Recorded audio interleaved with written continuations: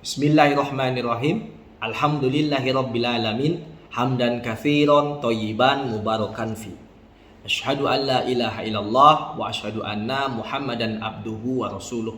Allahumma sholli ala Muhammad wa ala alihi wa sahbihi wa mawalah. Amma ba'd. Dalam dunia politik banyak sekali orang mengejar yang namanya kekuasaan, kepemimpinan.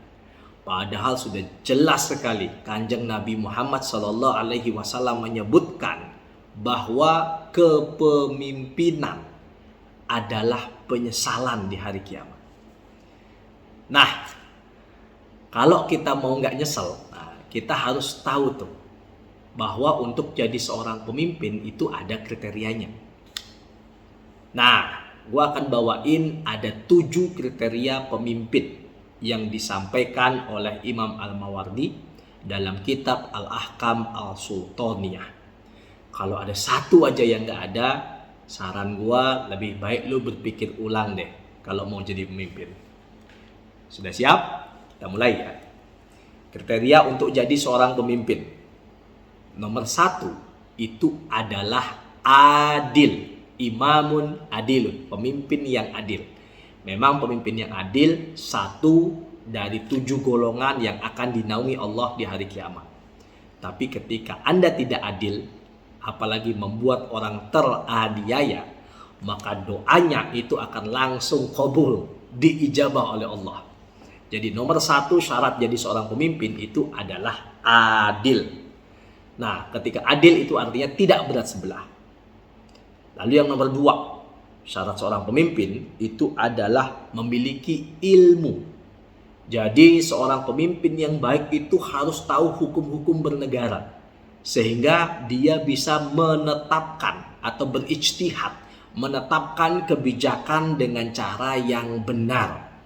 Jangan sampai kebijakan seorang pemimpin, kebijakan pemerintah itu justru malah menyengsarakan masyarakat.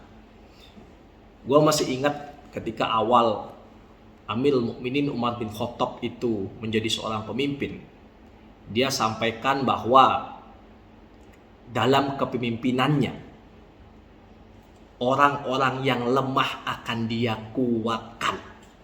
Itu sederhana sekali. Orang-orang yang lemah akan dia kuatkan. Nah, caranya bagaimana? Caranya adalah dengan membuat kebijakan yang dimana kebijakan itu akan membantu orang-orang yang lemah. Lah orang-orang yang kuat gimana? Orang-orang yang kuat itu hanya butuh disupport. Jangan dibalik. Orang-orang yang kuat makin dikuatkan, orang-orang yang lemah makin dilemahkan. Atau orang yang sering sebut bahwa keadilan itu ya tajam ke bawah, tumbul ke atas.